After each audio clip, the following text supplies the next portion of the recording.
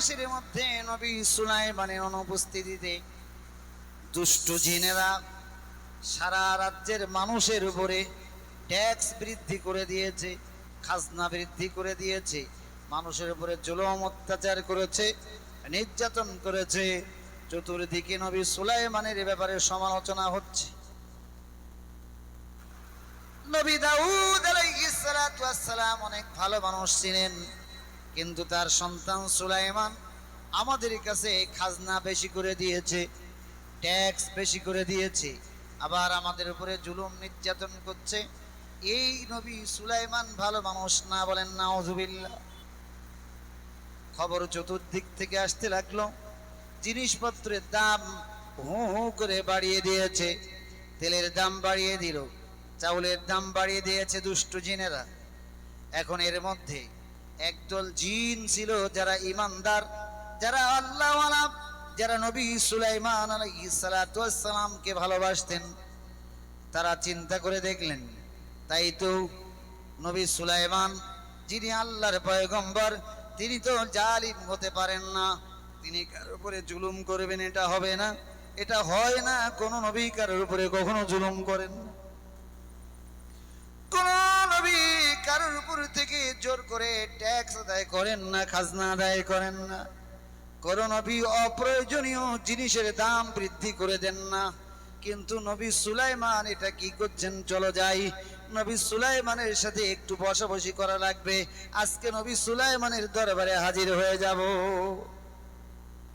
নবী সুলাইমান আলাইহিস সালাতু ওয়াস সালামের দরবারে ভালো জিনেরা এসে হাজির। নবী সুলাইমানের দরবারে ভালো জিনেরা এসে যখন হাজির হয়ে গেল, আমার ভাইরা, আমার বন্ধুরা, তারা নবী সুলাইমানের সিংহাসনের দিকে, নবী সুলাইমানের সিংহাসনের দিকে লক্ষ্য করে দেখলো, নবী সুলাইমান সিংহাসনে বসে নাই। নবী সুলাইমানের পরিবর্তে তাদেরই একজন জাত ভাই, তাদেরই একজন জাত, একজন দুষ্টু জিন, যে ইতিপূর্বে নবী সুলাইমানকে বারবার ক্ষতি করতে চেয়েছে, নবীর সাথে দুশ্মনী করতে চেয়েছে, এরকম একজন শয়তান, এরকম একজন দুষ্টু জিন নবী সুলাইমানের সিংহাসনে বসে, নবী সিংহাসনে বসে সুলাইমান সেজে রাজত্ব করছে। দুষ্টু জিনেরা, এর দুষ্টুমি ভালো জিনেরা, ইমানদার জিনেরা ধরতে পেরেছে। ওরা বলছে, তুই শয়তান, তুই শয়তান। নবী সুলাইমানের আংটি চুরি করে, নবী সুলাইমানকে বিতর্কিত করে তুই নবী সুলাইমানের দরবারে, নবী সুলাইমানের সিংহাসনে বসে গেছিস। ধর ধর, ওই দুষ্টুটাকে ধর, দুষ্টুটাকে ধর। এই বলে ভালো জিনেরা, ইমানদার জিনেরা, আল্লাহওয়ালা জিনেরা, আল্লাহর প্রেমিক জিনেরা, নবী সুলাইমান প্রেমিক জিনেরা দুষ্টু জিনদেরকে তাড়া করলো। দুষ্টু জিনেরা যখন তাড়া করলো, জোরে জোরে তাড়া করলো, তখন ওই দুষ্টু জিনেরা বুঝতে পারলো আল্লাহর জমিনে কোথাও আমাদের জায়গা হবে না, আমাদের উপরের দিকে ওঠা লাগবে। এখন ওরা যত উপরে উঠে, ওরা যত উপরে ওঠে, ততই ভালো জিনেরা উপরে ওঠে, পালাতে পারে না। দুষ্টু জিনেরা চিন্তা করলো, আমরা এত উপরে ওঠার পরেও আমরা পালাতে পারি না, ঘটনাটা কি? একজন দুষ্টু জিন পরামর্শ দিল, আল্লাহর নবী সুলাইমানের আংটিটা আপনার হাতে যতক্ষণ থাকবে আমরা অদৃশ্য হব না, আমরা পালাতে পারবো না, আমরা স্বকৃতিতেই ওদের সামনে ধরা পড়তে হবে। সুতরাং ওই আংটি আর রেখে লাভ নাই, আংটি সহ যদি থাকেন ধরা পড়ে যাবে, জীবনটা চলে যাবে। আংটি রেখে লাভ নাই, এই আংটিটা এই মুহূর্তে হাত থেকে খুলে ফেলে দিয়ে দেন। দুষ্ট জিনেরা আবার নবী সুলাইমানের ব্যবহৃত সেই আংটি ওই আসমানের মাঝ বরাবর থেকে জমিনের দিকে ছুঁড়ে ফেলে দিল। আল্লাহর কি কুদরত, আল্লাহর কি মহিমা, আল্লাহর কি রহমত, আল্লাহর কি দয়া! ওই দুষ্টু জিনেদের ছুঁড়ে ফেলে দেওয়া, দুষ্টু জিনেদের ছুঁড়ে ফেলে দেওয়া ওই আংটিটা পড়তে পড়তে পড়তে পড়তে আল্লাহর নবী সুলাইমান আলাইহিস সালাতু ওয়াস সালাম এবং তার শ্বশুর যেই নদীতে মাছ ধরতে গেছেন আজকে ওই নদীতে পড়ে গেল। আর এমনি করে নদীতে পড়ার সাথে সাথেই নদীর ভিতরে নদীর ভিতরে নদীর ভিতরে চলমান নদীর ভিতরে চলমান মাছগুলোর ভিতরে থেকে একটা মাছ টোপাস করে ওই নবী সুলাইমানের আংটিটা গিলে খেয়ে নিল। বলুন সুবহানাল্লাহ। এখন নবী সুলাইমান এর আংটি যার কাছে, গোটা দুনিয়া তার কাছে।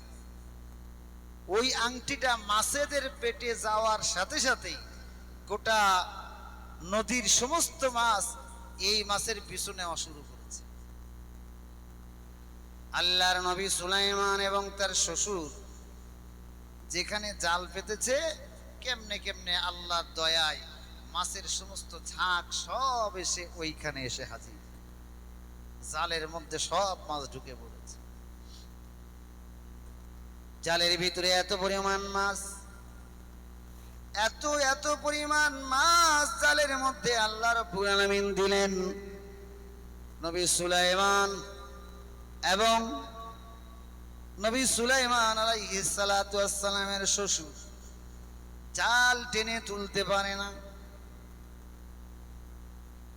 একজন নবীর হাতে 40 জন শক্তিশালী যুবকের ক্ষমতা থাকে। সুবহানাল্লাহ বলেন। নবী সুলাইমান আলাইহিস সালাতু ওয়াস সালাম তিনি জানেন আমি আল্লাহর নবী,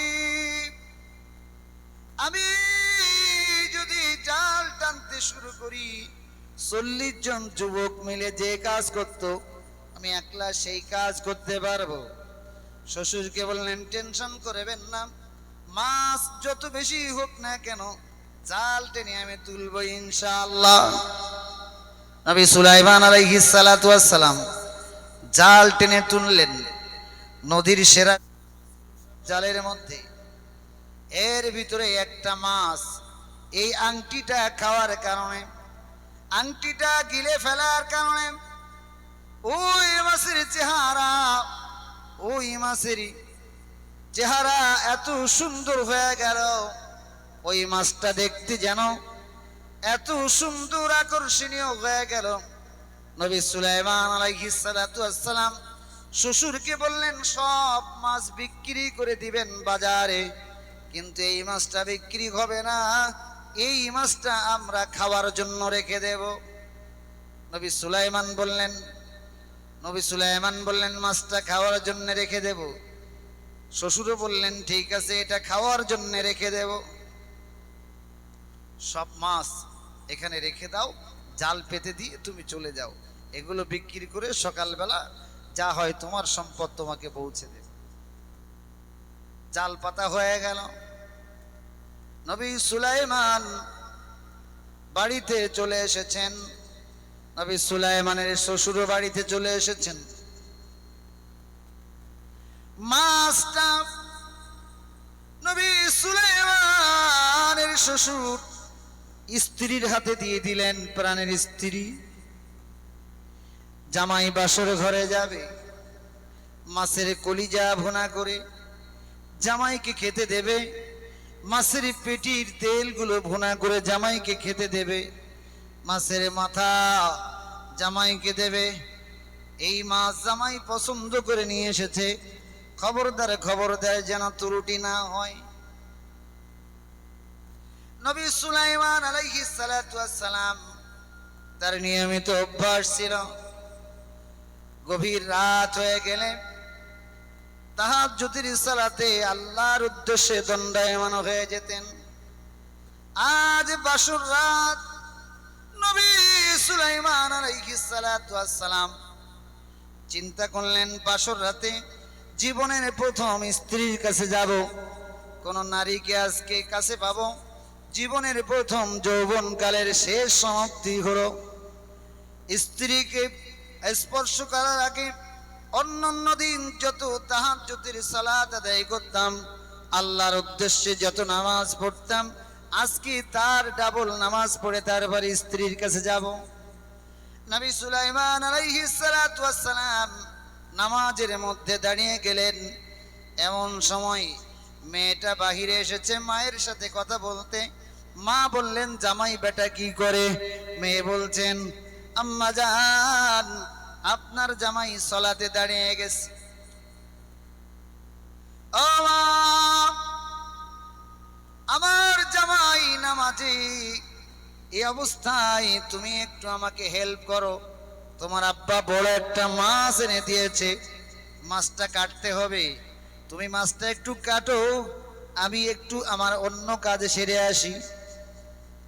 নবী সুলাইমানের স্ত্রী মাকে সাহায্য করার জন্য মাছটা কাটতে বসলেন। মাছ হাঁসড়িয়ে সুন্দর করে পরিপাটি করে ওই মাছ যখন পটিতে কাটতে গেলেন, কাটার সাথে সাথেই নবী সুলাইমানের স্ত্রী দেখতে পেলেন মাছের পেটের ভিতর থেকে সোনালী রঙের চকচকে টকটকে একটা কি যেন সুন্দর গোল আকৃতির আংটির মতো বেরিয়ে এলো। মাছের পেটের তেল, মাছের পেটের রক্ত আংটির গায়ে লেগে থাকার কারণে প্রথমে বুঝতে পারে নাই। আংটিটা সুন্দর করে ধুয়ে ফেললেন, খেয়াল করে দেখলেন এই আংটিটা দুনিয়ার কোনো ধাতুর সাথে মেলে না। এটা স্বর্ণের আংটিও নয়, রূপার আংটিও নয়, হীরার আংটিও নয়, জহরতের আংটিও নয়। এই আংটিটার সাথে দুনিয়ার কোনো আংটির সাথে মিল নাই। এত সুন্দর, এত সুন্দর একটা আংটি কিভাবে মাছের পেটের ভিতরে গেল? কেমনে গেল গো? কিভাবে গেল? মায়ের কাছে দৌড়ে গেছে, মা, ও মা, মাছের পেটের ভিতরে এত সুন্দর একটা আংটি কোথা থেকে এলো, কিভাবে এলো জানি না।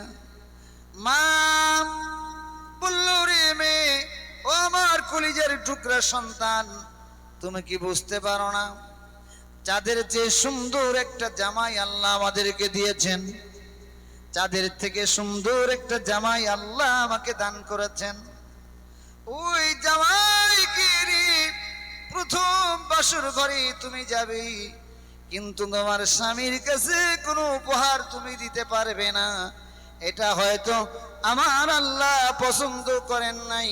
সেজন্য আল্লাহ রাব্বুল আলামিন মাছের পেটের মধ্যে করে তোমার স্বামীর জন্য একটা উপহার তোমার হাত দিয়ে পাঠিয়ে দিয়েছে।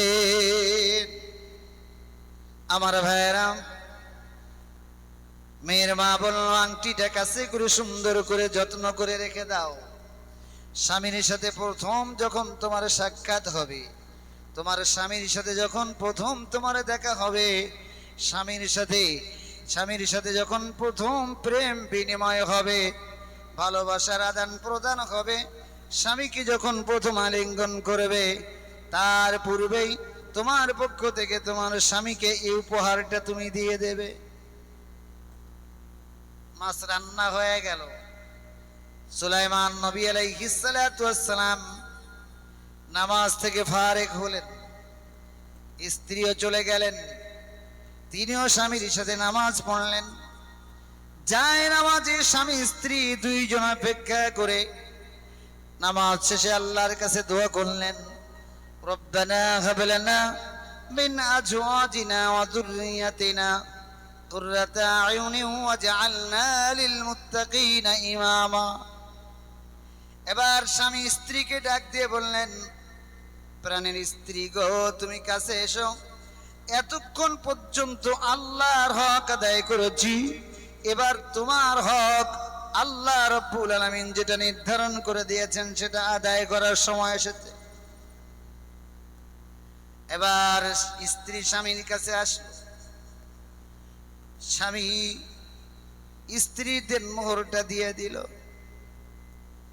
দেনমোহর দেওয়ার পরে এবার স্ত্রী স্বামীকে বলছে, স্বামী গো, আমার বাবা গরিব মানুষ, জাল টেনে খায়, জেলে মানুষ, আপনাকে দেওয়ার মতো উপহার আমার বাবার কাছে তেমন কিছু নাই। ছোট্ট একটা জিনিস আপনাকে আমি উপহার হিসাবে দেব। জীবনে প্রথম আপনার চেহারা আমি দেখেছি, আমার চেহারা আপনি দেখবেন। জীবনে কোনো পর পুরুষের সাথে আমার এই প্রথম সাক্ষাৎ, আর এর আগে সাক্ষাৎ কখনো হয় নাই। আগো স্বামী, আমার উপহারখানা ছোট্ট মনে করে আপনি গ্রহণ করবেন, ছোট্ট মনে করে অবহেলা করবেন না গো স্বামী, এটাই আমার